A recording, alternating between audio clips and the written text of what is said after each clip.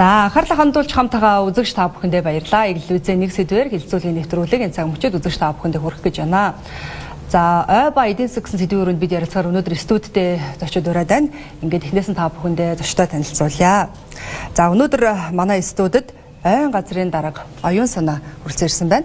За мөн Термомод сангийн гүйцэтгэх захирал Баярмаа. За Хөдөө аж ахуйн их сургуулийн багш доктор Хишиг Жаргал. За мөн Говийн улс компани захирал Баттөрж ирсэн байна. Ингээд зочдтой бас энэ өдрийн мэндийг хүргье. Хүрэлцэн байна. За өнөөдөр бид бас маш чухал сэдвийн хүрээнд ярилцах гэж байна. Монгол улсын ерөнхийлөгч за нэгдсэн улсны байгууллагын энэ дээрээс маш том зорилтыг тавьсан. Тэгэхээр энэ зорилт бол Монгол улс бол тэр бумаар тоологдох модыг тарьж, арчилж ургуулна гэсэн ийм зорилтыг тавьсан байгаа. Тэгэхээр энэ зорилтыг тавьснаас хойш нэлээд хугацаа өнгөрсөн байна. Тэгэхээр үүний үр дүн бас юу байна те? Өнөөдөр ямар хөө явцтай байна гэдэг мэдээллийг бид бас үзэгчтэй өгье гэдэг үднээс та бүхнийг бас өнөөдөр студидтэй ураад байна. За тэгэхээр Термомод одоо хөдөлгөөн хэрэгжиж эхэлснээс хойш өнөөдөр бас ямар үр дүн гараад байна? Ямар ажлууд хийгдвэ гэдгийг бид эхлээд сонирхмоор байна. За үүн дээр бас оюун санаа дараа эхлээд мэдээлэл өгөхгүй юу? За баярлалаа. Тэгэхээр одоо 4 жил гар хугацаа өнгөрч байна. Одоо үндэсний хэмжээний хөдөлгөөн одоо анх одоо санаалж ихснээс хойш өнөөдрийн байдлаар 127 сая модыг одоо улсын хэмжээнд тарьж ургуулад байж байгаа. Бүхэл талын оролцоотойгоор 3 үе шатад хуваасан хөдөлгөөнийг бэлтгэл үе шат, эрчимжүүлэх үе шат, докторжуулах үе шат гэд бид одоо эрчимжүүлэх үе шат руу орж байна. Энэ 3 жилээр ингэж явж байгаа. Тэгэхээр энэ одоо эрчимжүүлэх үе шатаар бид нар нэлээд үе олон тооны модыг тарих шаардлагатай байгаа. За ингээд сонсоход бол үүдээ 10 орчим хувь яригдж байгаа. Тэрбум модны ихний үе. Тэгэхээр үхээр энэ яхаар хөө бэлтгэл үе шат байсан учраас илүү бэлтгэл ажил руу нэлээд төвлөрсөн гэсэн үг. За одоо энэ 28 он хүртэлх хугацаанд бол нэлээд эрчимжүүлж ихээр одоо тарих тэр дэд үтс маань одоо ер нь бол харьцангуйгаар бий боллоо гэж ойлгож байна. Тэрбум мод хөдөлгөөн анх эхлэж байхад бидэнд олон асуудал тулгарч ирсэн л да. За энд одоо аж ахуйн нэгжүүд ямар оролцоотой байх вэ? Санхүүгийн асуудлыг яаж шийдэх вэ? Ямар хөө байдлаар яаж бид модоо тарих вэ? Өмнө нь бид нар жишээ нь бол мод тарьж ирсэн нэг үл тарьж ирсэн. Гэхдээ тарьсан мод маань нэг ургаж ирсэн тохиолдол нь бол ямар байсан бэ? Тэгэхээр бид нар одоо ямар концепцоор ямар хөө байдлаар нэг тарих вэ гэдэг асуудал нэлээд хөндөгдөж ирсэн. Энийг одоо хэн ажиллах вэ? Хүний нөөцөө бид нар яаж шийдэх вэ гэдээ маш их олон асуудлууд байсан л да. Тэгэхээр энэ асуудлыг ер нь шийдэх үүднээс одоо яг ямар ажлууд өнгөрсөн хугацаанд хийгдвэ? Эдгээр асуудлуудыг бид нар шийдэх байдлаар ямар хөө байдлаар ажиллая. Энэ тал дээр та бүхэн өөрсдийнхээ талаасаа бидэнд бас хариулт өгөөч гэж хүсмээр байна. Тэгэхээр ер нь анх одоо нөгөө төлөвлөлтийн үед те за газар орнууд яг яаж тарихаар төлөвлөж байсан те энэ төлөвлөлтөнд маань хэр амжилттай бас хэрэгжиж байна. Үрийн нөөцийн асуудал хүртэл тухайн үед бас яригдчихсэн шүү дээ те. За энэ дээр оюун санаа дараагаар яриа тэгээ та бүхэн маань бас өөрсдийнхээ талаасаа бидэнд бас байр суурь бас илэрхийлж гэж хүсмээр байна. За тэгээд хөдөлгөөн эхлээд бол ер нь бол санхүүжилтийн асуудал бол хамгийн чухал байсан. За тэгээд ер нь бол талуудад ер нь та бүхэн гээд хамтарч нэгдээчээ гэдэг уриалгыг гаргасан. За түүний нэг нь болохоор уул уурхайн салбар. За 610 орчим сая модыг тарьж ургуулах амлалтуудыг өгсөн. За томоохон одоо тоонуудаас дурдах юм бол Эрдэнэс савн толгой компани 180 сая, оюу толгой компани 100 сая, Эрдэнэ төлөвлөлтөөр 100 сая гэх мэтлээ ингээд уул уурхайн компаниуд нийлээ 610 сая модыг тарьж ургуулахад бид нар одоо энэтэй холбоотой хөрөнгө оруулалт санхүүжилтийг нь шийдэж хамтарч оролцъё гэдэг санаачаа гаргасан. За дараагийн чухал том бүрэлдэхүүн хэсэг бол банк санхүүгийн байгууллага гэж байгаа. За 88 сая модыг тарьж ургуулах түүнтэй холбоотой хөрөнгө оруулалтыг ингээд шийднэ гэдэг. За гэх мэтлээ ингээд үхээр ингээд талуудын оролцоотойгоор хийнэ гэх санхүүжилтийн хувьд бол бид нар загвараа болоод механизмаа бол ингэж тодорхойлсон байна. За тэгээд эндээсээ болоод хамгийн түрүүнд үрийн нөөц маань хаана байна вэ? Хэр байна вэ? Тэгэхээр дээрэс нь энэ тарьцуулгацыг үрийг ургуулах тарьцуулгацыг болгож хийх одоо мод үржүүлгийн газрууд маань хэр байна? Тэдгээрийг хэрхэн яаж тэлэх вэ гэх мэтлэн асуудлууд биднэрт гарч ирсэн. За үүнтэй холбоотой бэлтгэл ажлуудыг хийсэн гэсэн өнгөрсөн хугацаанд. Гişгэж жаргалагчаа манайх одоо яг зөв төлөвлөлтөөр явж гэнэ үү те? Одоо бид нар нөгөө Термомод тоологдох мод тарих гэж байгаа учраас нөгөө зөв газараа тарих хэрэгтэй те? Одоо энэ тариалт маань хэр амжилттай хэрэгжиж байна те? Төлөвлөгөө маань ер нь ямар явж гэнэ гэж таны хувьд бас харж байна. Энэ судлаач эрдэмтдийн одоо зүгээс ингээ харахаар зэрэг энэ бол зайлшгүй хийх ёстой арга хэмжээ байсан. Тэгэхээр маш цагаа олж эхэлсэн. Одоо бол эхэлж байсан нөгөө эхлээд тэдийг тарих уу, чадах уу, чадахгүй юу гэд эхэлжсэн эргэлзээний дундаас бол бид бол аль хэдийн нэг тийш харсан. Эхний ололт амжилтуудаа хүлээгээд авцсан. Айгүй сайхан үр дүнтэй байгаа. Хамгийн том амжилтыг би бол ингэж хардаг штеп. Монголчууд мод тарж ургуулах тал дээр ер нь амжилтгүй байсан гэсэн хэдий боловч тэрбумад хөдөлгөөн хэрэгжснээрээ одоо хамгийн жоох хүүхдүүдээс хамгийн өндөр настай хүн хүртэл тархинда модыг яаж ургуулах вэ, хаана мод тарих вэ, яаж игээд мод тарчих юмсан гэдэг ийм үр бол хангалттай сайн суусан. Тэгээд эхний амжилттай одоо гараанууд маань санаа дарга сая дурдлаа тий. Айгүй гоё амжилттай ингээ явж байна. Энэ ингээ цаашдаа улам боловсронгуй болоод алдаагаа багасгаад энэ ирчмээрээ маш зөв зохион байгуулалтаа явахад нөгөө амлсан, нөгөө төлөвлөсөн үр дүндээ хүрэх нь ойлгомжтой. Тэгээд олон улсаас өгж байгаа зөвлөмж бол дэлхийд даяар явж байгаа нөгөө зөвлөмжүүд дотор бол аль болохоор огт ойгүй газар тарихгүй. Яг гэвэл илүү их зардал гарна. Илүү одоо алдагдлалт хүрнэ. Амьдрахгүй байх магадлал өндөртэй. Аль болохоор ойтой газараа дагуулад, ойн захаа дагуулна. Эсвэл өмнө ойтой байж байгаад ойгүй болсон газруудаа дагуулж тарих зөвөө гэдэг нөгөө Global Change Biology дээр гарсан зөвлөмжөөр бол зөвлөсөн байгаа. Тэгээ манай ойжуулалтын ажлууч гэсэн яг тэр хүрээндээ ойтой байж байгаад ойгүй болсон газруудаа нөхөн сэргээх дахиад ойн захаа дагуулж ойн сан хүрээндээ тэр ойжуулалт нөхөн сэргээлтийн ажлыг төлөвлөж байгаа. Өөрөөр хэлбэл огт ойгүй газар шинээр ой тарина гэх юм бол хасар их зардал гаргаад хацар дээр хөмсөг ургуулахтай адилхан ажил болно шүү дээ. Тэр бол олон улсаас өгж байгаа зөвлөмж. Тэгээ манай яг ойжуулалтын одоо том ажлуудын үр дүнгууд бол яг л тэр хүрээнд явж байгаа гэж ингэж харж байгаа. Манай одоо шинэ яг энэ ойжуулалт тарьсан модоо ургуулах тал дээр алдаа дутагдал нь юу нэг хаана байсан бол одоо тэр энэ нэг засаг залруулж байгаа байдал нь бас ирэхээр амжилттай байна гэж харж байна юм.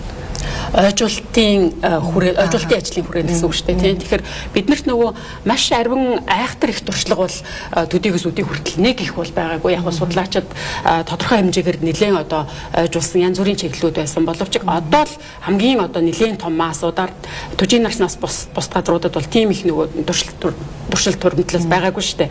Харин одоо бол тал бүр талд ингээд олон чиглэлээр олон зөвлөлүүд дээр олон газруудыг хамарсан ойжуулалтын ажлууд давхар судалгаа шинжилгээтэйгээ хамт явж гин гэж ингэж харж байгаа. Тэгэхээр сул талууд газар дээр нь одоо ойжуулж байгаа хүмүүс дээр бол зөндөө олон сул талууд алдаатай зүйлүүд байгаа. Гэсэн хэдий боловч эднэрийг ингээд яг газар дээр нь зохион байгуулалтаа хийж байгаа ойжуулагчид маань, аж ахуй нэгжүүд маань, нөгөө компаниуд маань тий ямар бэрхшээлүүдтэй нүүр тулаад тэрийгээ даван туулж байгаа вэ гэдэг дээр жишээлбэл Ботор захирал их гоё тодорхой мэдээлэлүүд өгөх баг. Бидэнд бол судалгааны ажлууд байгаад байгаа. Судалгааны ажлын үр дүнгууд яг нөгөө ойжуулалт нөхөн сэргээлтийн масс одоо ажил руугаа бол тийм сайн уялдаа холбоотой болж өгөхгүй л байна. Илүү судалгааны ажлууд тэдгээрийг илүү үр дүнтэй болгох, илүү одоо өндөр амжилттай болгох талаас нь инновац технологиудыг сайжруулах, нутагшуулах тал руу чиглэх зайлшгүй шаардлага бол байгаа. Ботор захирлууд тий аж ахуй нэгж байгууллагууд энийг яг нөгөө гардан хэрэгжүүлж байгаа шүү тий. Хэрэгжүүлэх та бүхний үед анх ямар одоо бэрхшээл байв тий энэ бэрхшээлийг даван туулахын тулд та бүхний үед ямар хөө байдлаар яаж өнгөрсөн хугацаанд ажиллав? Одоо та бүхэн тулгарч байгаа бэрхшээл сорилт юу нь юу байна? Зорилтоо бас юу гэж харж байна? За бид бүхний хувьд одоо тэрбум мод хөдөлгөөн хэрэгжснээр одоо манай айн салбарт ажиллаж буй монторчуудыг ойжуулсан нөхөн сэргээгч чиглэлээр ажиллаж байгаа аж ахуй нэгжид хувьд айгүй том одоо тийм дэгсэрт болж өгсөн байгаа. Тэгээ энэхүү хөдөлгөөний хүрээнд чинь бид бүхэн бол одоо 20 жилийн өмнөхөөс одоо наадсан жишээг даваад ярих. 20 жилийн өмнөхөөс бид нар чинь 2-3 дахин тарьцуулах зэнүүдтэй манай аж ахуй нэгжүүд болсон байгаа. Тэгээ сүүлийн 4 жилийн хугацаанд чинь бид бүхэн бол одоо манай компани хувьд гэх чинь бол одоо нэг анх бол нэг 2015-6 оны үед нэг 40-50 мянган ширхэг тухайн одоо нэг ажилтнууд харуулад одоо тарьцуулах зэнүүдтэй нэг 100 мянган тарьцуулах зэнүүдтэй байсан. Одоо бид бүхэн чинь тэрнээс бараг 20 дахин одоо 4 сая жилдээ 4 сая тарьцуулах зэнүүдс гарах хүчин чадтай моторчдын газартай болсон байна. Энэ үт холбоотой өгтөр одоо хөрөнгө оруулагч нартай холбоотой юм болчихж байгаа. Гоочин бид бүхэн бол манай аж ахуй нэгжүүд бол нэг зөвхөн аймаг орон нутаг болон улсын төсвийн ойжуулалт нөхөн сэргээх ажил хийжсэн бол тэрбум мод хөдөлгөөний хүрээнд бол бид бүхэн бол нөгөө хөрөнгө оруулагч нар уул уурхай болон банк санхүү ингээд босод нөгөө хөрөнгө оруулагч нарын одоо мэдээгээр одоо бид бүхний одоо дэд үтц бол сайжирч ирсэн байна. Ялангуяа нөгөө санхүүжилтийн асуудлыг түрүү ярьсан зочид байна бас хийх. Зөв бол нөгөө санхүүжилтад хөрөнгө оруулалтад холбоотой юм байна. Тэрний хүрээнд бол бид бүхэн бол цаашдаа одоо юу гэдэг нөгөө моторчдын нөөц боломжийг бүрдүүлээд нэмэгдүүлэх одоо нөөц гэдэг чинь бол нөгөө тарьцуулах зав илүү одоо хэмжээгээр тарьж бүрэн боломжтой болсон байгаа. Үүний хүрээнд ч бас одоо манай моторчдын чиглэлээр ажиллаж байгаа хүмүүс чинь бол нэг 450 гаруй аж ахуй нэгж одоо бий болсон байгаа байхгүй нэмэг. Санхүүжилтээ шийдвэрлэхэд одоо танах ямар хуу гарц шийдлийг юу хайж ямар хуу байдлаар хайж? Бид бүхэн бол одоо санхүүжилтээ өөрсдөө одоо нэгэнтээ хаан газар болон дээд нэг бодлогын хэрэгжүүлж байгаа газруудтай холбогдож ажиллаж байна. Мөн одоо нөгөө тухайн амлалт төгсөн аж ахуйн нэгжтэй одоо бид нар бас хамтарч ажиллаж байгаа. Үүний үр дүнд бол одоо тэр бомод сан болон уулархан оюут толгой гэх зэрэг компаниудад манайхад хамтарч ажиллаж явж байгаа. Тэр нь бол ургуулсан тарцыг нь борлуулагч л байвал тэгээд тэрнээс нь бүтээгдэхүүн үйлдвэрлэж байгаа хүмүүс аахгүй. Тэгэхээр энэ бүтээгдэхүүн борлогдчихлээ болж байгаа. Тэгэхээр борлогдохын тулд хаана хэн байна вэ гэхээр одоо тухайлбал одоо банк санхүүгийн байгууллагын маань тэр одоо ойжуулт хийх талбайнуудыг сонгоод бид нартай хамтраа тэгээд энэ дээр мэрэгжлийн компаниудад оролцуулах байлаа ингээ харилцаа ажиллаж байгаа. Тэгэхээр одоо Баярмаа захирал дэвж гэсэн бас өнгөрсөн хугацаанд банк санхүүгийн байгууллагууд үнэхээр маш том одоо тийм хөрөнгө оруулалтыг бидэнд хийж байгаа. Тэгээд чиглэлүүдээр тэгэхээр энэ төрлийн ажлуудыг бас сонирхож сонсоод хоорондын амл бас холбож байгаа бас гол бүр болоод шүү дээ тийм захирал ер нь ямархуу байдлаар ажиллаж байна. Манай одоо банкны салбарынхан 50 сая мод тарих амлалттай байгаа. Тэгвэл 50 сая модыг тарихаасаа илүүтэй энэ хоёр салбарын гүүр болж байгаа хоёр салбарын онцлогийг одоо мэдж байгаа дунд нь одоо холбож өгж байгаа хувьд бид нар санхүүгийн тогтвортой урт хугацааны механизмыг бүрдүүлэх буюу энэ айн салбарынхны одоо энэ байгаль цагуурийн онцгой нөхцөлд дээр нь хүн хүчний асуудал техник тоног төхөөрөмж за мэдээж хэрэг таны саний хүнддэг үрийн асуудал гэд маш олон асуудлыг одоо ойлгуулахын тулд банкны салбарынханд одоо ямар бүтээгдэхүүн үйлчилгээ харилцах данс нь ямар нөхцөлтэй байхын зээл байвал ямар нөхцөлтэй байхын гэдэг талаасаа бас илүү их ажиллах юм сонирхолтой байгаа.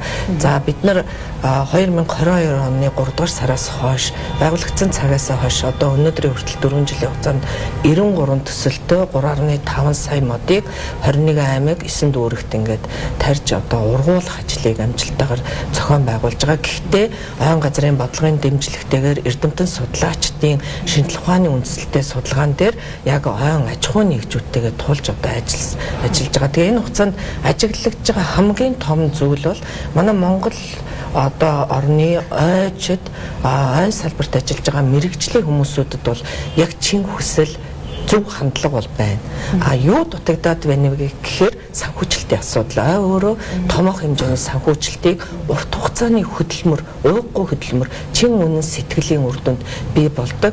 Тэгээд ойд мод тарьсан ургуулсан модныхаа үр шимийг бас урт хугацаанд үздэг учраас өнөөдөр энэ одоо хүнд хөдөлмөрийг бусад салбаруудад ойлгуулахын тулд бас одоо хамаагүй өргөн хүрээнд ажиллах, гэхдээ ажиллахдаа шинжлэх ухаанчаар ажиллах, бодлогын төрийн одоо засгийн газрын хэрэгжүүлэгч агентлагийнхаа одоо ямар бодлого чигтээ байгаа тэрэн дээр бас нэлээд тулгуурлаж ажиллаж байгаа. Ойчдод яг өнөөдөр тулгараад байгаа хамгийн чухал асуудал бол санхүүжилт, хоёрдугаарт технологи, гуравдугаарт үрийн асуудал байж байгаа. Өөрсдийнхөө бас Батар захирал сая хэллээ. Говийн улаас тэргүүтээ одоо манай гүйцэтгэгч 10 гаруй Монгол улсын хамгийн чадвартай ойн салбарын одоо мод үржүүлэг, цэцэрлэгжүүлэлтийн компанийханд бол тарьцуулгацын бас нөөц байгаад байгаа. Гэхдээ тэр нөөцийг тодорхой хугацаанд тарих ёстой. Хурдан тарьж одоо борлуулахгүй бол тэр бас ингээд ургалтай амьдралтын хувь дээр нөлөөлөх учраас тэрэн дээр нь санхүүжилтийн асуудал хэрэгтэй байгаад байгаа. Тэгэхээр хамгийн том одоо сул тал гэхээсээ илүү биднэрт дутагдaltaй байгаа тал нь санхүүжилтийн асуудал, бодлогын дэмжлэг, гаргасан байгаа хууль тогтоомжийнхаа хэрэгжилтийн асуудал. Тэгэхээр одоо шинэ яг энэ аж ахуйн нэгжүүд байт юм уу те танаа шинэ маа ингээд сангаар дамжуулаад яг ийм чиглэлээр илүү нөгөө те санхүүжилт хөрөнгө оруулалт шаардлагатай байна гэж зүгээр нийтлэг байдлаар наваад үзэхээр саний тэр борлуулалт байгаад байна яг юун дээр байгаад байна? Ер нь бол нийтлэг ердөөсөө томох хэмжээний ойжуулалт өөрөөр хэлбэл хэшиг жаргал докторийн саяны хэлж байгаатай адилхан бид нар ердөөсөө тэр ой бүхий сан, ой сан, доройтсон ойгоо нөхөс сэргээх, төмөрт төрсэн ойгоо нөхөс сэргээх энэ одоо тал дээр бол томох хэмжээний ойжуулалт хийх хэрэгтэй. Томох хэмжээний ойжуулалт хийх гэдэг ирэхээр ойн одоо модуржуулгын компаниудад маань бол тарьцуулгацууд байгаад байгаа. Яг одоогийн байж байгаа бэлэн тэр тарьцуулгацуудыг аваад тариад ургуулах асуудал, ургуулахдаа арчилгаа хамгаалтын асуудал. За тэгээд арчилгаа хамгаалтыг хийгээд ирэхээр бэлчээр ашиглагчтай одоо ойлголцлын асуудал. Өөрөөр хэлбэл мод нэг талдаа тариад байдаг, хашаажуулалт, хамгаалттай услахааны асуудал хамгийн тулгамжиг асуудал болоод ирдэг. Тэгэхээр бэлчээр ашиглагчтай буюу одоо малчтайгаа яаж дасан цогцохын, зэрлэг ан амьтдаас одоо яаж хамгаалахын, хаана яаж тарихын гэдэг асуудал бас нэлээд хурцаар байгаад байгаа учраас бас энэ бол том хэмжээний цогц асуудлууд л да. Тэгэхээр бид нар одоо энэ тал дээр бас нэлээд анхаарах хэрэгтэй байгаад байдаг. Энд одоо 4 сая гаруй тарьцуулах зөвхөн говийн улаас компанид одоо яг энэ онд тарихад бэлэн байгаа нь багхгүй юу? Бэлэн байгаа тоош хэрэг хэмжээг ярьж байгаа. Тэгэхээр одоо бид нар 4 сая тарьц суулгацыг хаана, яаж, хэний санхүүжилтээр тарих вэ? Энэ хэд маань өөрсдөө мөнгө гаргаад бойж болцсон байна. Одоо 4 сая мод тарихад билэн гэж байна. За тэгэхээр энэ 4 сая модыг яаж тарих вэ? Мэдээч хэрэг тухайн одоо нарсны жишээлбэл тарьц байгаа бол тэр нарсан хойдоо тарин, шинсний тарьц байгаа шинсэн хойдоо тарина. За яг сүүлийн үед бол бид нар бас том хэмжээний ойн төмөр ч юм уу бусад хөнөөлж шавжаас хамгаалахын тулд холимог ой асуудал ярьж байгаа. Нарс шинс одоо холимог ойн одоо тарих гэхээр хаана тарих вэ? Хинээр газрын асуудал тий. За тэгээд одоо санхүүжилтийн асуудал бас санхүүжилт баямаа захирлаас нэлээ яриад байна. Тэгэхээр яг нөгөө энэ бусад нэг тулгарч байгаа асуудлуудыг бас дурдаад байна шүү дээ. Энэ дээр жишээ нь ойн газраас яг ямархуу дэмжлэг хэрэгжүүлэгч агентлагийн зүгээс ямархуу дэмжлэгийг, ямархуу бодлогыг юу н барьж ажиллаж байна. Ялангуяа нөгөө тарих газар дээр бас нэлээ ярьж ш тэ бэлчээр ашиглалтын асуудал. Тариад гэдэг нөгөөдг нь очиж сүйдлээд байвал бас хэцүү байгаа даа шүү дээ. Тий.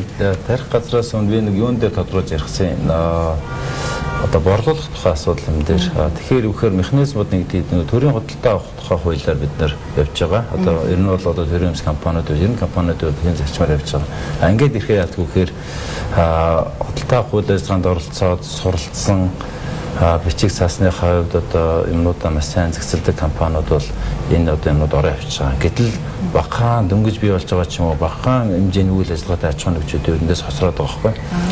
Тэгээд төрийн худалдаа авах газар тэгээд сангийн хамтаа хамтарсан тэр цахим дэлгүүргээд байгаа. За энэ жилээс бид нэр цахим дэлгүүр рүү аж ахуйн нэгжүүдтэйгээ одоо мод үйлчилгээний компаниудтайгаа урьж байгаа. Тэр нь яг хөөр тийшээгээ өөрсдийнхөө мэдээлэл өгөн манай компани ямар насны ямар зүйлийн хэдэн ширхэг тарьцуулах байгаа юм бэ? Тэр нь энэ хавар гарах юм уу, намар гарах юм уу, гараа хавар гарах юм гэдэг мэдээлэлүүд буюу насаар нөхчих юм бол түүнээс нь нөгөө юу яасан сонирхсан аж ахуйн нэгжүүд компьютер бусад эдгэрсэл худалдаж авдагтай адилхан сонголтоо хийгээд авна гэсэн. Олон компаниуд орох тусмаа сайн тэндээс хинэн боломжийн үн болоод чанартай тарьцуулгацыг санал болгож байгаатай нь хэлцэл хийгээд ерөнхий гэрээ хийгээд эндээсээ хооронд тарьцуулах маягаар явах ийм механизм бий болж байгаа гэсэн. Тэгэхээр нөгөө бас тэн дээр багах хэмжээний аж ахуйн нэгжээс оролцох болцоотой болж ирж байгаа гэсэн. За нэг ийм ажил байгаа. За дараагийн нэг хэсэг нь болохоор юуны үед технологиуд бас ярмаар байна. Технологиуд аваад үзэхээр ингэж байгаа юм. Одоо 4 сая ширхэг тарьц ургуулж байгаа нэг одоо аж ахуйн нэгж байлаа гэж бодъё. Тэгэхээр эдгээр өшөөж өргөөчөд хэлэх болцоотой. Тэгэнгүүтээ газартай холбоотой юм гарч ирдэг. Мод үйлчилгээний газрын талбай бол хязгаартай. Тэгээд шинээр ч юм уу өргөжүүлж хэлэхэд яг нөгөө бусад газар ашиглагчтай адилхан дуудлага худалдаанд ордог. Тэгэнгүүт маш өндөр хэмжээний одоо хэрвээ одоо тэр газар дэд бүтцэнтэйгээ ойрхон байх юм бол өндөр үнэтэйгээр авдаг. За өндөр үнэтэйгээр авчингуудаа дахиад технологи техник хэрэгслийг худалдаж аавна гэдэг ингэхээр дахиад ингэ зардал нэгдэг энэ хүндрэлүүд бол бий. Гэхдээ энэ хэд манаас харьцангуйгаар бас нөгөө үгний арга олно гэдэг юм бол ингээд юмнуудаас учраа ингээ ололтоо ингээ явж байна л да. За тэгэнгүүтээ одоо эднээс гарсан тарьц суулгацаа тэнд ууланд ч юм уу тодорхой төр ойжуулт ихэд хүн хүчний асуудал гарч ирдэг. Дахиад энэ дээр чинь юу гэхээр нөгөө технологи маань механикжуулах эхний ээлжинд бол бид механикжуулах ажлыг илүү төлхөө хийж байгаа. Яагаад энэ нөхөр одоо юу гэдгийг 10 хүний хийх ажлыг одоо нэг хүн хийх юм уу магадгүй 20 хүний хийх ажлыг одоо нэг трактор ч юм уу техник хийж бүрэн хэрэгсэл ингээд хийгээд явчих байгаа байхгүй. Хаад нэг талаараа тэгэхээр хүний ажлын байрыг аваад байгаа юм шиг үгүй нөхөр бидний бүтээмжийн хувьд илүү чанарын хувьд бас илүү болоод явчих юм болцоо байгаа учраас энэ технологи болоод механикжуулалтаар бас нэлээд дэмжлэгүүдийг үзүүлж байгаа хамтарсан туршилт юмнууд хийгдэж байгаа. Тэр өсгөж доктороос дурдлаа юу гэхээр юунууд бас ялангуяа ингээд дронч гэдэг юм орчин үеийн технологиудыг бас манайхан тодорхой хэмжээнд туршилтууд явагдаж байна. Монголын нөхцөл байдал бас амаргүй. Жишээ нь Канадад тийм үү эсвэл Австралид маш сайн туршигдаад болчихсон тэр дроны технологи Монголд ирээд үзэхээр нөхцөл байдлаас тийм амар таарахгүй байхгүй. Гэхдээ болохгүй гэсэн үг биш. Жаахан хугацаа орохоор байгаа юм. Тийм учраас 2 жилийн өмнө 3 жилийн эхэлсэн тэр чиглэлийн ажлууд нь үргэлжлээд явж байна. Тэгээ нэг шийдэл олчих юм бол тэнд дахиад нэг бас чиглэл гарч ирэх гээд байгаа юм. Дроноор тариад ургуулад явах нэг хэсэг за одоо уламжлалт аргаараа буюу үн дээрээ механикжуулалт илүү одоо бүтээмжээ нэмэгдүүлээ тийм ингээд явах юм бол боломжууд байж байгаа. За тэгээ газрын асуудал түрүү юутай ярьлаа нөгөө малчтай холбоотой энэ асуудал яригдлаа. Тэгэхээр энэ бол яхаа хамгийн чухал хэсэг. Ер нь бол орон нутгийн газар зохион байгуулагчтай бид нэр буюу талуудын оролцоо хамтын ажиллагаа гэдэг нь аягүй чухал болж байгаа. За эндээс бид нэр юу гэдгийг Монгол улсад байгаа ойн сан бүхий газрын хаана нь хэдийн хэмжээний талбайд ороочод байгаа бид нар бүх мэдээлэл одоо засгийн газрын хэрэгжүүлж байгаа ойн газар байгаа. Түүнийхээ дагуу бид нар за одоо шинэ Завхан аймгийн ийм суманд танаа энэ дээр одоо ийм хэмжээний талбай байна. Энэ хэдэн жилийн өмнө шатсан талбай байна. Энэ дээр ингээ хэдүүлээ хамтраад төлөвлөлтүүдийг хийя. За үүнийг одоо хийх аж ахуйн нэг чинь ийм байна гэдэг ингээд талаас ингээд нийлүүлээд хамтраад тухайн газар маа сонгоод ингээд явдаг. Тэгэнгүүт яг газар дээр очиод нарийн төлөвлөлтөө гэдэг нэгэд нөгөө малын бэлчээр асуудал. За тэгэхээр энэ дээр бол яхаа аргагүй нөгөө салбар хоорондын хуультай холбоо нь маш чухал байгаа. Тэгээ энэ дээр холбогдох зохицуулт юмнуудыг хийх хууль эрх зүйн зохицуулт гэхээс илүүтэйгээр тэр харилцан ойлголцлын асуудал харагдаад идэх бас. Мэдээж хуулийн одоо хатуу шаардлагач хэрэгтэй байж байгаа нөгөө талаар харилцан ойлголцоо тодорхой тэр өвөл хавар намрын тэр бэлчээрийнхаа тэр одоо юунуудыг зүг чигүүдээ тийм үү бас ингээд газар дээр бас харилцан ярилцаад явчих бол одоо тодорхой хугацаанд бэлчээхгүй байх ч юм уу тэр чиглэл рүү тийм одоо ойжуулт ийс ялангуяа ихний үед ч юм уу тийм иймэрхүү ингээд олон арга хувьдрууд бас байж байгаа. Зарим хит ойрхон газрууд бол одоо суурин газартаа малтай ойрхон газрууд бол хашааны асуудал эргэж байгаа. Тэгэхээр энэ болохоор зурус юм уу одоо өөр чиглэл дээр ингээд бид нэр ойжуултын болохоор аль болохоор яг л аль болох арчилгаа багтаагаар ихийг зорж байгаа. Яагаад гэвэл тэр хэмжээгээр тэнд бас зардал баг гарна гэсэн үг. Түрүү бас нэг хүний нөөцийг бас яриад өнгөрлөө л дээ. Бид нар яг илүү нөгөө олон хүнийг нэг дор ажиллуулах илүү нэг техник технологийн хүчээр энийг бас нийлээ явуулъя. Гадны орн ч гэсэн иймэрхүү жишгээр байна гэх. Манай одоо хөрш маань хүртэл 78 тэрбум мод тарина гээл. За манайхтай ижил 1 тэрбум мод тарих улс орнууд ч гэсэн байна л да. Тэгэхээр бид нар нөгөө анх 22 онд яригдж байхад за хүний нөөцөө яах вэ? Одоо муйстай хамтраад ч юм уу те ингээд өөр мэрэгчлээ хүмүүсийн богино хугацаанд бэлтгэе. Энд дээр бас ахуйжилт хэрэгтэй байна гэж ярьжсэн л да. Одоо шинэ танаа сургууль дээр те гişж орлогч дээр танаа сургууль дээр яг энэ зөв яг энэ хөтөлбөртэйг уялдуулсан байдлаар те яг нөгөө шаардлагатай хэсэгт нь мэрэгчлэлтэн бэлтгэх боломж болцоо ер нь ямархуу байна те. Сонирхож байгаа залуучууд ер нь хэрэг байна. Энэ тал дээр таас нэг мэдээлэл. Ойн чиглэлийн мэрэгжилтнүүд 3 их сургууль дээр бэлтгэж байгаа юм уу гэсэн хэмжээ тийм. Монгол Улсын их сургууль, хөдөө аж ахуйн их сургууль, шинжлэх ухааны технологийн их сургууль, дахиад Улаанбаатар их сургууль дээр бас цэцэрлэгжүүлэлтийн ингээд бас нэг анги, агсын төвчний анги ингээд 4 гэж хэлж болохоор ингээд бэлтгэгдэж байгаа. Тэгээ яг манай сургуулийн хувьд бол яг одоо агсын төвшин өдөр хичнээн ангийн оюутнуудаа тоолоод дөнгөж өглөө бие тоо авахад 87 оюут яг идэвхтэй суралцж байна.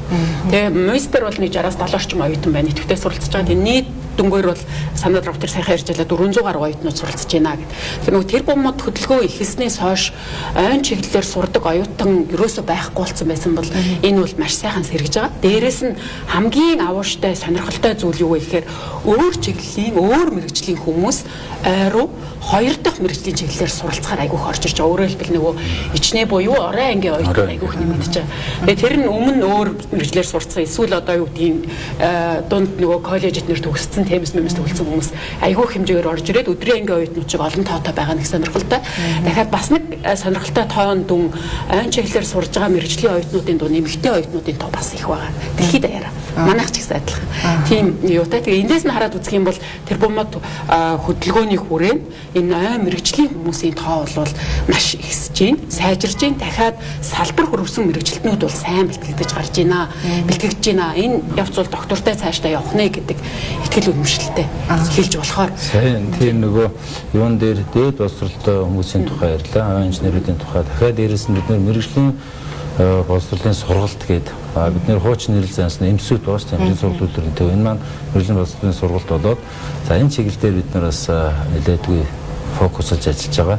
Яагаад гэвэл яг нөгөө ойжуулагч цэцэгчин тэрж байтгаа тийм үү гэх мэтлийн ингээд өөр айгүй нарийн чиглэлүүдээр яг гадарч ажилладаг тэр боловсролтой хүмүүсийг сургадаг нэг хэсэг байж байгаа.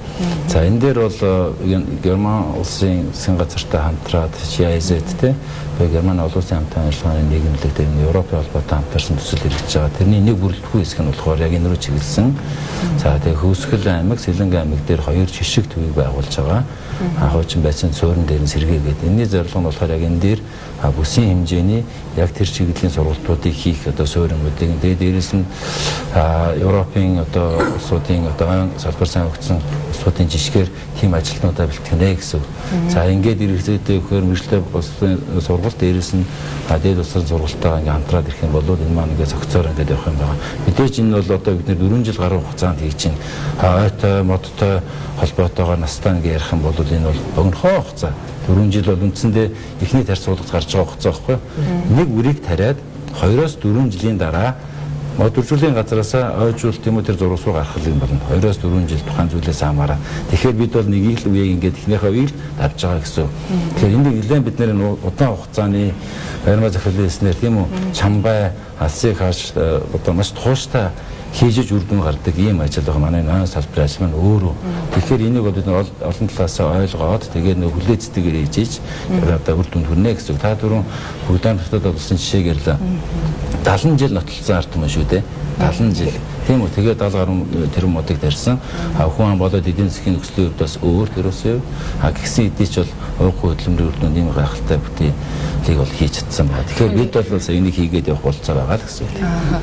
Одоо энэ хөдөлгөөн өрнснөөр одоо шиг жаргал докторын саяны хэлж байгаа шиг те 8 настай болчроос ахуулаа 80 настай өгөөд хүртэл мод тарья за болио гэхэд хашаанда мод тарья гэдэг энэ санал сэтэл суусны үр дүнд мод үржүүлэгчд одоо удирдлагын чанартай ажилтнууд авах за дээр нь яг энэ ойл салбарыг ойлгоод энэ мэрэгжлийг одоо сонгох энэ хүмүүсийн хандлагаас гадна энэ тэр бумод үндэсний хөдөлгөөнд оролцож мод тарьж байгаа одоо жишээлбэл цэрэгээс халагдахтаа хүртэл энэ мэрэгжлийн зарим төрлийн үнэмлэх аваад одоо халагдж байгаа гэж зарим одоо хүчний байгууллагын удирдлагууд бас энэ талаар ярьж илээ.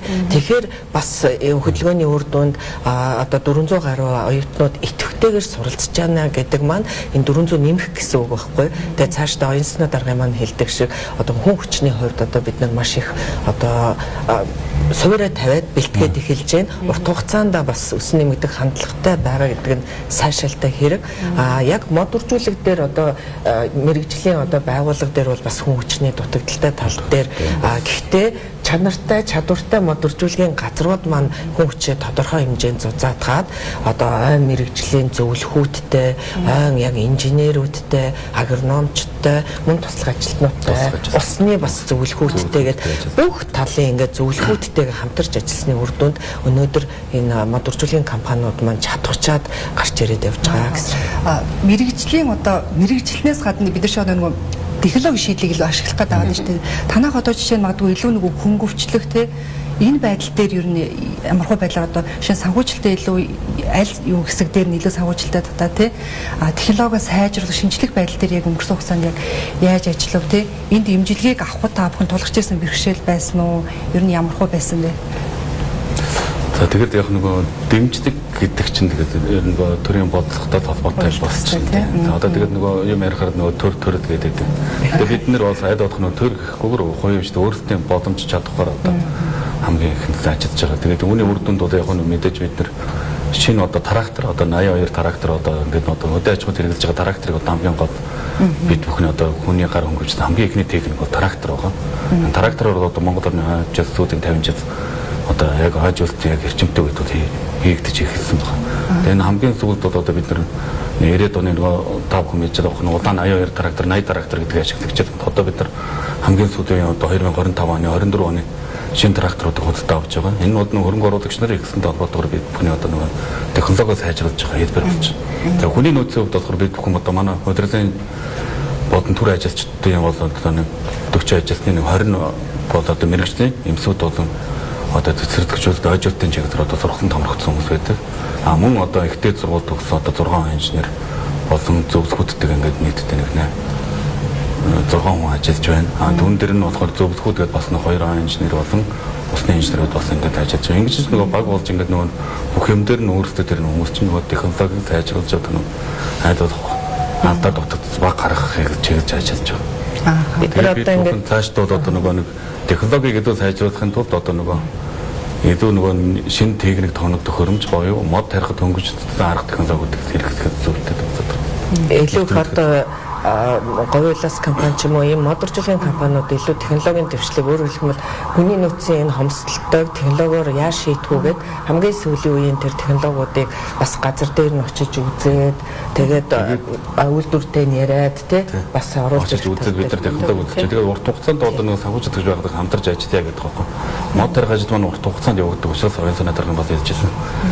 Тэгэхээр одоо бидний одоо нэг мод тарих нэг техник авахад Европын техник тоног төхөөрөмж сайттэйгээд мод тарих техник авахад 60-аас 70,000 евро, 15,000 евро гэдэг байхгүй. Энийг одоо нэг зөвхөн мод үржүүлгийн компани одоо авах тийм чадамж хэцүү. Тэгээд одоо энэ чинь хэдийн хугацаанд нөгөөдгөө ашиглах уу, үр дүнгийн яаж гарах уу гэдэг ч бас бид нар тех хүндрэлтэй. Салбарын онцлогоос хамаарат түрүүний ярьсанчлан одоо үр ашгийн үр өгөөжийг хүртэх боломжгүй хичнээн 10 жилийн дараанаас үр өгөөжөө өгж эхлэх юм дээр одоо хөрөнгө оруулалт хийдэг гэдэг дээрээ л айгүй юутай байгаа тий гол одоо анхаарал байгаа. Тэгээд тэр яг энэ техник технологи инновац нутагшуулалт гэдэгтэй холбоотой биднэрт нөгөө дөрвөн ч бас дурддагдсан энэ ойжуулалт нөхөн сэргээлтийг амжилттай болохын тулд чанартай генетикийн одоо шалгарсан сайн үр тэгээд үрийн хангалттай нөөцтэй байх гэдэг бол амар чухал асуудал. Тэгээд тэрэн дээр судлаачдын эсвэл дэлхийн дахинд амжилттай сайн одоо шалгарсан үрийг яаж үйлдвэрлэдэг вэ гэдгийг ингээд сонирхоод үзэхээр жишээлбэл шилмүүс дой дээр бол залгаасын аргаар хамгийн сор шилмэл моднуудаасаа үрийн дахиагийг аваад залгаж ургуулсан үрийн плантацуудыг хөгжүүлдэг юм байна.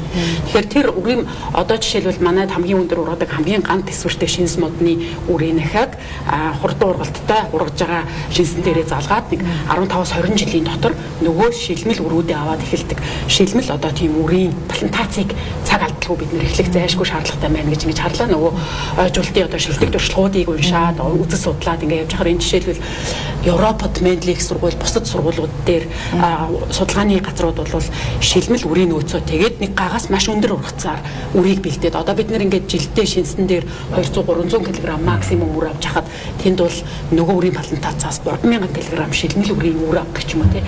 Тэгэхээр энэ бол үр өгөөж нь 20-30 жилийн дараа гарах боловч бид нэр зайлшгүй хөрөнгө оруулалт хийх нэг инновац байж юм тий.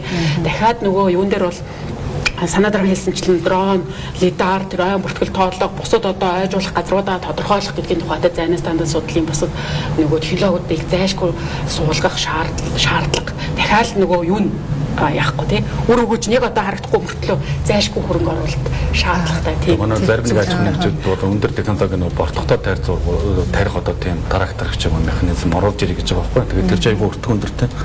Тэгээд тэрний одоо зард мөнгийг шийдэх чинь айгүй өндөртэй асуудал болчихдог байхгүй. Доктор ялч нөгөө доктортой санхүүжилтэйгээд нөгөө үр дүн нь магадгүй одоо нэлээд удаан хугацаанд гарах учраас тий гаргаж байгаа нөгөө хөрөнгө оруулалт маань эргээд нөгөө үр өгөөжөө яаж өгөх бол гэдэг нь бас нэлээд төвчээр шаардсан юм гэж байна. Тэр нөгөө санхүүжилтийн үнэлэх байдал талаасаа ерөн зөвөр яг төр хувийн хвшлээ холбох байдал тал дээр шин сангийн хувьд тий ер нь энэ аж ахуйн нэгж байгууллагыг яаж үнэлж ер нь харж байна тий ер нь үр дүнгээ бас ер нь яаж өгж байна. За ямар ч байсан одоо эдийн засгч хүнийхээ хувьд 4 жилийн хугацаанд сан үйл ажиллагаа явуулаад за яг мод үржүүлгийн компаниудтайгаа хамтарч ажиллаад тэгээд мод үржүүлгийн компанийн цэцэрлэгжүүлэлтийн компани маань яаж өсөж байгааг нь бас харж байгаа хүний хувьд энэ салбарт хөрөнгө оруулалтыг зөв бодлоготойгоор оруулаад ирэх юм бол салбар нь өөрөө одоо өөрийнхөө одоо орлогоо нөхөд явах тэр чиглэл рүүгээ бас их боломжтой. Өөрөөр хэлэх юм бол манай эрдэмтэд ярьдаг шүү дээ ойгоос хаях зүйл байдаггүй гэд. Тэгэхээр бид нар бол ойчтой урт хугацаанд энэ мод үржүүлэг цэцэрлэгжүүлэлтийн компаниг өөрсдөө орлого олдог тий илүү их одоо бүтээмжтэй байх тэр тал руугаа бодоод явчих юм бол илүү одоо энэ хэд маань хурдан чадварчаад явчихж байгаа. Тэгээд бидний одоо 21 аймагт ажиллаж байгаа энэ туршлагаас харахаар гүйцэтгэгч компаниуд, төсөл хэрэгжүүлэгч компаниуд маань маш хурдан хугацаанд хүн хүчний хувьд, дээр нь технологийн хувьд за тэгээд өөрсдийнх нь одоо харж байгаа алсын харааны хувьд маш хурдцтайгаар өссөн нэмэгдэж байгаа. Дээр нь одоо бид нар үйл ажиллагаа явуулахдаа ойн газар буюу засгийн газрын хэрэгжүүлэгч агентлагтайгаа бодлогын хувьд богино хугацаанд, дунд хугацаанд, урт хугацаанд ямар бодлоготой хаана яаж тарих гэж байгаа юм, аль тарилтанд илүү анхаарч байгаа гэдэг дээр хамтарч ажилладаг. Буцаагаад одоо нэг мод үржүүлэг цэцэрлэгжүүлэлтийн компани тарьсан мод дээр баталгаажуулалт хийж өгдөг. Хамгийн гол нь хариуцлагын асуудал. Санхүүжилт байж болно. Гэхдээ санхүүжилтийн эсрэг хариуцлагын асуудал, хяналт, мониторинг хийх асуудлыг одоо бас шин шатанд гаргаж ирснийхээ хувьд бол манай хэд маань одоо өөрсдөө анх одоо юу гэдэг төслөө бичиж үнэлж чаддаггүй байсан. Гэхдээ бүгдийг хэлээгүй шүү. Тодорхой хэмжээнийх нь байсан бол өнөөдөр төслөө хангалттай бичээд өөрсдийгөө үнэлээд техник тоног төхөөрөмж хүн хүчээ хүртэл зардлаа хуваарлах дээр хүртэл их өөр болоод ирж байгаа. Тэгэхээр нүдэн дээр одоо бас их өөрчлөгдөж байгаа учраас бид нар цаашдаа төр хувьшил, иргэний нийгмийн байгууллагууд маань хамтарч ажиллаад энэ ойн салбартаа бас бодит үр дүн гаргаж чадах юм байна гэдгийг бас тоогоор мөн чанараар тэгээд боловсон хүчин бусад технологийн талдаа одоо бид нар харцсан байгаа учраас энэ ажил маш үр дүнтэй ажил юм байна гэж бодож байна. Нэг хувийн татварын зохицуулалт байгаа шүү дээ. Тэр бол их чухал одоо дэм болох гээд байгаа. Татварын одоо байгууллага манаас энэ дээр бид нартай хамтарч ажиллаж байна. Энэний цаад агуулга нь юу гэхээр одоо аж ахуйн нэгжүүдийн тийм үү татварын хуулийн 22/9 дээр заасан байгаа. Тэр нь юу гэхээр өөрийн үйл ажиллагааны чиглэлээс өөр үйл ажиллагааны чиглэлд тухайн компани санхүүжилт хийвэл тэр бол үйл ажиллагаанд нь. Жишээ нь одоо санхүүгийн компани ойжуулах ажилд санхүүжилт хийх юм бол тэгээд тэрний үйл ажиллагааны татварын юунаас нэг хоёрын татварын тэмдээ дүүцүүлээд ингээд тооцно гэж хөрөнгө оруулалтыг. Тэгээд энэ агуулгаар яаж юм гэхээр бид нараас нэлээд хэдэн компаниуд санхүүгийн байгууллагууд одоо яг энэ хуульд хэрэгж чигснээс хойш одоо анхныхаа аюугаа одоо үр дүн гүйцэх гэдэг ингээд ажиллаж байгаа. За тэгээд энэ маань одоо эцсийн байдлаар батлагдаад ингээд тодорхой болоод ирвэл буюу одоо татвар нь болгодоо тооцогдоод эхлэх юм бол маш олон аж ахуйн нэгжүүд бас нэг санхүүгийн нэг урсгал одоо энэ ойжуулалт болоод төхөн зэрэглэлийн салбарт орж ирэх гэдэг. Татварын зохицуулалт. Дараагийн нэгээс бол карбон нэгсийг болох юм. Нөөц зөрчлийн зах зээл гэсэн бас нэг боломж олон улс талаас. Тэгээ энэ рүү бас бид нар чиглэсэн зохицуултуудыг хийж байгаа. За хамгийн одоо гол юм нь болохоор бид нар уур амьсгалын өөрчлөлтийн тухай хууль байгаа.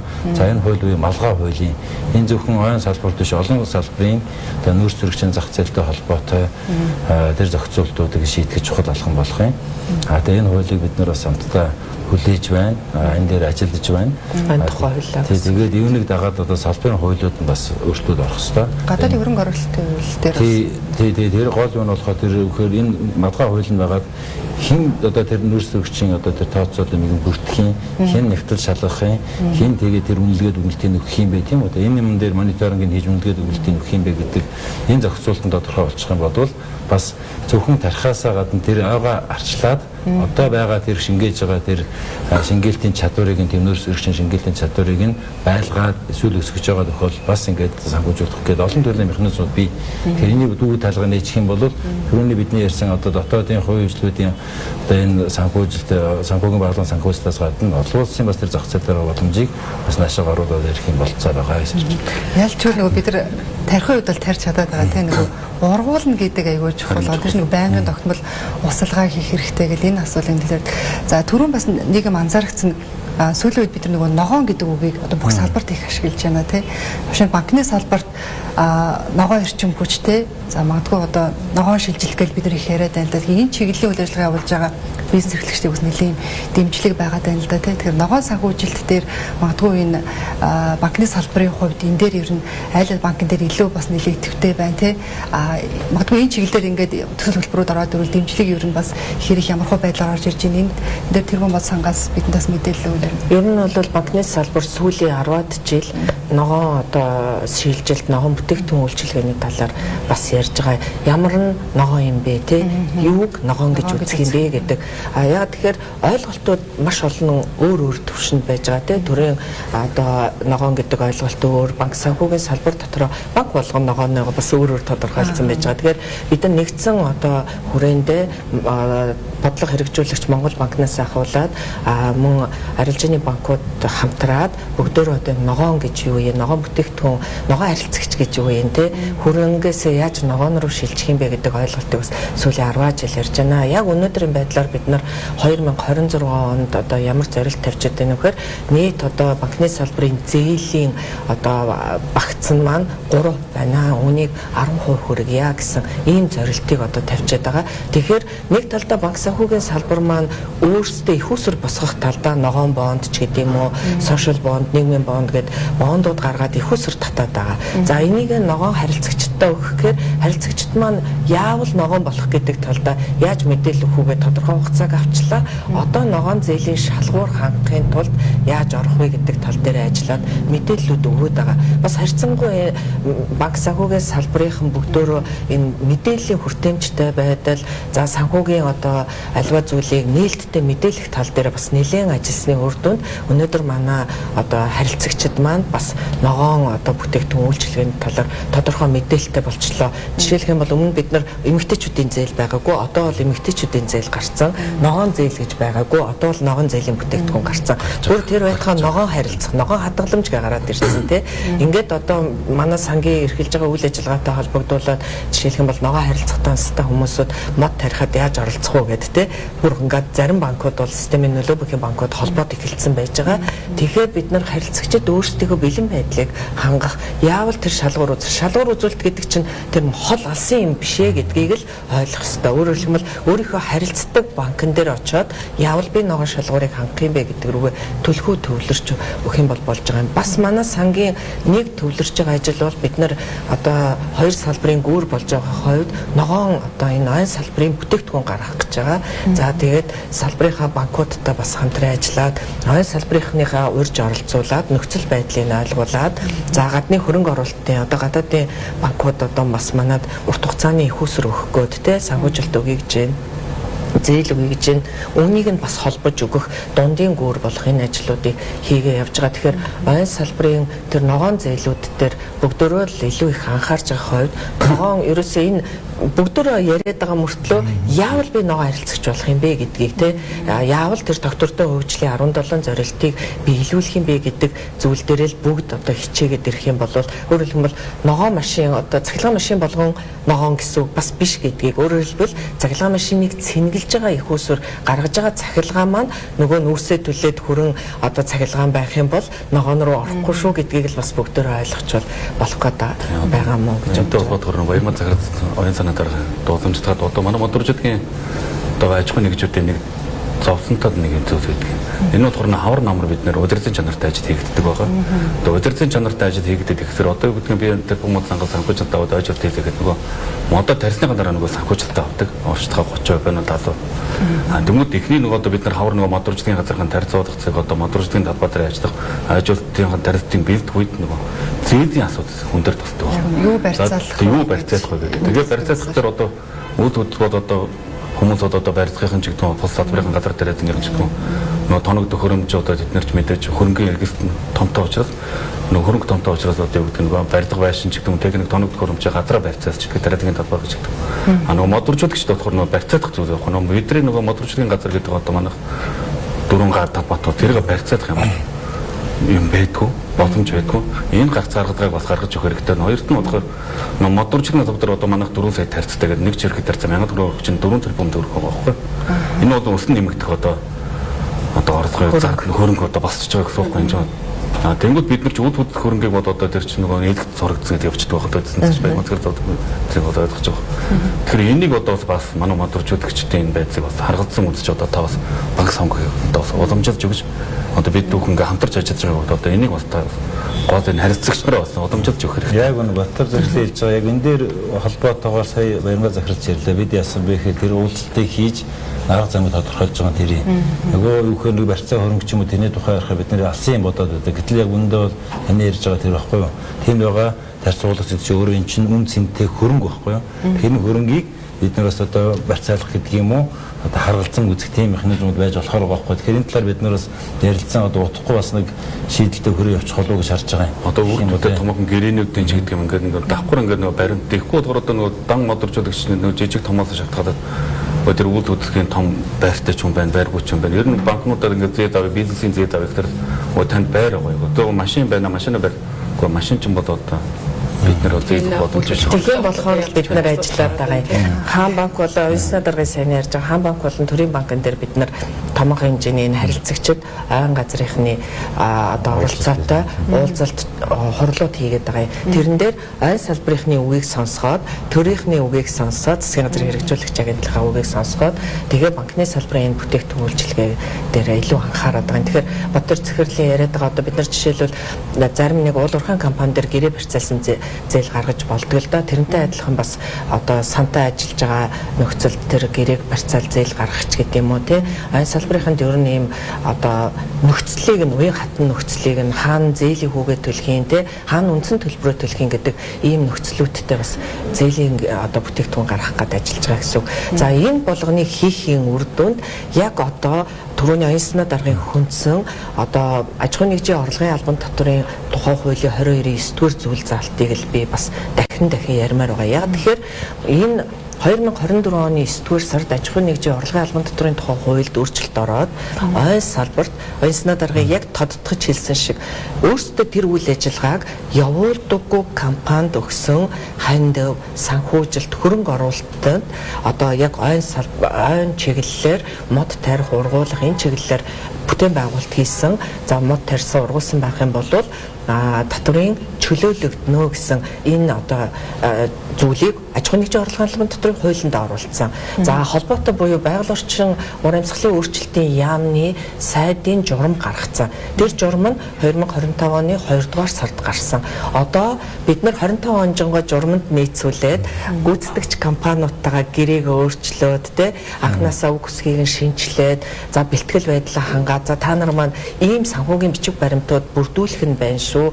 Тэгжээж бид нар одоо энэ банкны салбарынхны ойн салбарт оруулсан хөрөнгө оруулалтыг аж ахуйн нэгжийн орлогын албан татврын хуулийн өөрчлөлтөнд нийцүүлж чөлөөлөгдөх одоо энэ зүйл залтанд хамруулах юм байна гэд бэлтгэл ажлаа бүгдийг хангаад холбоотой бичиг баримтаа татврын ерөнхий газар болон байгаль орчны яамд, байгаль орчин ур амьсгалын өөрчлөлтийн яамд хөргүүлсэн байгаа. Тэгэхээр ойн салбарт урт хугацааны хөрөнгө оруулалт санхүүжилтийн асуудлыг ярих гэж байгаа бол нэгэнт батлагдсан хууль, батлагдсан журмынхаа хэрэгжилтийн байдлыг нь татврын ерөнхий газар болон сангийн яамныхаа хангаад өгөх байхаа гэсэн туйлын өндөр итгэлтэйгээр одоо байж байгаа. Тэгэхээр энэ 2026 онд бид нар 2025 онд арилжааны банкуд маань манай санд хандвалсан, санхүүжүүлсэн хөрөнгө оруулалт төсөөлөл хөтөлбөр одоо хөрөнгө оруулалт хийсэн энэ үр дүнгээ үзэх болов уу гэж бодож байгаа. За тэгээд урт хугацаанд бол мэдээж хэрэг бид нар олон улсаас, олон улсын одоо банк санхүү болон олон улсын байгууллагуудаас ногоон санхүүжилт татах, за ногоон хөрөнгө оруулалтад татаж ойн салбартаа одоо хөрөнгө оруулалт хийх, за тэгээд карбоны зах зээл эхлэх хийх, одоо MRV систем буюу health monitoring системийг хөгжүүлэх энэ ажлуудыг шатараатай, за тэгээд бодлогын уялдаа холбоотойгоор одоо эрдэмтэд судлаачтайгаа хэрэгжүүлэгч агентлагтайгаа гүйцэтгэгч компаниудтайгаа хийгээ явж байгаа. Тэгэхээр бид нар одоо төрийн зүгээс, төрийнхнийхээ зүгээс бодлогынхаа одоо гаргасан хууль тогтоомжоо хэрэгжүүлээд өгөөч. Тэгвэл ойн салбарт оруулах санхүүжилт одоо илүү их урт хугацаанд тогтвортой болох гэдэг байна гэж хэлсэн. Ялангуяа олон улсын зах зээлийг ярих юм бол хамтын ажиллагааг биес тавчхан дурдаад байна. Бид Европын холбоотой хамтраад ойн түншлийг байгуулсан. Улсын ерөнхийлөгч, Европын комиссийн ерөнхийлөгч хамтраад энэ ойн салбарт одоо хамтарч ажиллая гэдэг. Европын холбоо маань өөрөө олон мянган жилийн туршлагатай ойн салбарын үе тийм үү? Одоо олон гишүүн орнууд байж байгаа. 27 гишүүн улс орнууд байж байна. За тэгэхээр эдгээр улс орнуудад бид нартай хамтарч ажиллах үе таалга нэгдээд эхнээс ажиллаж байгаа гэсэн. За үүний хүрээнд хамгийн гол ярьж байгаа нь Европын хөрөнгө оруулалтын банк, Европын сэргээн босголтын банк ч эдгээр банкудаа бид нар хэлцлүүдийг хийж байгаа. За гол зорилго нь юу гэхээр энэ яриад одоо бид нар ойжуулт нөхөн зэрэгэлт тийшээ оруулах хөрөнгө оруулалтын тухай ярьлаа. Энэ нь удаан хугацаанд бүр өгөөж өгнө. Тэгвэл нөгөө талд ойн аж ахуйн бусад арга хэмжээнүүд байгаа. Ойн ашиглалтын, ойн нөөцийн ашиглалтын асуудал ярьж байгаа. Ойн нөөцийг бид нар зөв зохистой ашиглаад үе шат болгон дээр нь тэр технологиудыг нэвтрүүлээд нэмэн өртөг шингээх юм бол үүнийг дагаад ажлын байр бий болно, илүү их бүтээгдэхүүн бүтээмж бий болно гэсэн. За тэгэхээр энэ ашиглалт болоод ойн нөөцийн ашиглалттай холбоотой энэ рүү чиглэсэн бид нэр санхүүжилтийн асуудлыг ярьж байгаа. За тухайн хуулийн одоо эрх зүйн орчин дээр тодорхой өөрчлөлтүүд хийх зайлшгүй шаардлага байгаа. За ингэснээр өгөхөр хөрөнгө оруулалтыг татах нөхцөл маань бүрдэнэ гэсэн үг. За тэгээ Европын холбоотой хамтарсан энэ түншлэлийн хүрээнд бид болохоор арилжааны банкаар дамжуулах нь яах нь гэдэг дараагийн асуудал болно. Яг өгөхөр ямар ч хэсэг хөрөнгө оруулалтыг чиглүүлээд тэгээд эндээс нөөцийг ашигласны үйлдвэрлэл бий болно. Тэнд бас тодорхой хэмжээний эдийн засгийн орлого бий болно. Тэгээд үүнийг ойжуулт нөхөн сэргээлтийн бий удаан хугацааны юм руу хийх энэ механизм, энэ тогтолцоог бас бид нэр хараад энэ рүү чиглэсэн одоо дахиад нэг эдийн засгийн санхүүжилтийн асуудал юмнууд байгаа зохицуулахаар ингээд ярьж байгаа. За бид бүгд нөгөө тарьж байгаа мод шүү дээ. Одоо тэр чинь 3 жил, 10 жил, 20 жилийн дараа тэгээд 100 жилийн дараа ашиглах нөөцийг бүрдүүлж байгаа байхгүй. Ингээд нөгөө оюун санаа дараа яриад байгаа эдийн засгийн эргэлтэнд орчиж байгаа гэсэн үг байхгүй. Тэгээд бусад бид бүгд харьцуулаад нөгөө Европ болдог ядаж бид нар чинь 200 Япон ч гэдэг 200 300 жилийн өмнөөс нь ашиглаад ажуултын ажлууд нь хийгдээд ирсэн учраас эднийг харахаар юм хийгээд бид нар ч гэсэн одоо энэ төвшөнд ороод ирж байгаа гэсэн. Нөгөө талаас тэр карбоны олон улсын карбоны худалдаа гэдэг ярьж байгаа одоо гол гарсан ба штэ. Бид нэр одоо ингээд олон зуун гагаар тэрбумад сан бол одоо хаанч байгаагүй банкны салбарынхны оролцоотойгоор өргөжөөд ойжуулалт хийгдээд олон зуун га талбай ойжуулаад гараад ирлээ. Тэр чинь одоогоор одоо үр дүнгээ өгөхгүй мэт харагдаж байгаа боловч яг үндэ бол карбоны зах зээлээрээ бодоод үзэх юм бол ирээдүйд тэр тарьж ургаж байгаа том болж байгаа модны хуурай масын 50% дангаараа цээжтэй тийм. Тэгээд тэрийг тэр олон улсынхаа стандарт тэр Вера гэдэг стандарт загвар их хэрэглэдэг тийм. Тэрүүгээр тооцоолаад юунд оруулна, магтанд оруулаад барокийнхоо бүс рүү худалдаанд орно. Эсвэл одоо тэр Gold стандарт гэдэг програм энэ хоёр л олон улсад айгүй стандарт гэсэн хоёр юм хэрэглэгдээд байна тийм. Тэгээ нэг нь бол доктортой хөгжлийн зорилтуудтай илүүдүүлэх үү, нөгөөх нь бол илүү инновац технологи тал руугаа илүү Vera гэдэг загварыг хэрэглээд баталгаажуулна. Эсвэл Gold стандартыг хэрэглээд баталгаажуулна гэсэн юм хоёр юм явуулаад байна. Манайхаас бол Vera-гийн ер нь хэрэглэх юм. За уучлаарай. Ярилцах цаг маань бас дуусж байгаа учраас төлөө ярилцлага дуусгая. Тэгэхээр тэр бомбод үндэсний хөдөлгөөн улс орондоо ярус амжилттай хэрэгжиж байна. Тэгэхээр өнгөрсөн 4 жилийн хугацаанд бид бас юу болов? За хүний нөөцөө бид яаж бэлтгэж байна? Санхүүжилтийн асуудал ямар хөө байна? Аж ахуйн нэгж байгуулахад маань тулгарч байгаа ямар бэрхшээлүүд байна? За цаашдаа одоо энэ төр засгийн зүгээс бидэнд ямар зүйл дээрээс анхаарал хандуулах шаардлагатай байна? За хэрхэн яаж холбож ажиллаж байгаа юм байна гэх мэтлэн бид нар маш олон мэдээллийг бас нэг дор үзэгчтэй бас өгсөн болов гэж бодож байна. Ингээд бас хилцүүлгийнхаа нэвтрүүлгийг дуусгая. Студид ирсэн зочдоо танилцуулъя. За тухайлбал ойн газрын дарга оюун санаа. За мөн одоо тэр бомбод цангийн гүйцэтгэх захирал Баярмаа. За мөн хөдөө аж ахуйн их сургуулийн багш доктор Гişиг Жаргал. За мөн говийн хөлөөс компани захирал Баттер ч гэсэн ийм бүрэлдэхүүнтэй та бүхэнд өнөөдөр бас мэдээлэл өглөө ингээд зочдтой хүрэлцэн ирсэнд маш их баярлалаа. Ажил амжилт хүсье. Та бүхэнд баярлалаа. За баярлалаа. Үзэгчдээ энэ хүрээд нэвтрүүлэг маань өндөрлөж байна. Анхаарлаа хандуулж хамт байсан үзэгч та бүхэндээ маш их баярлалаа.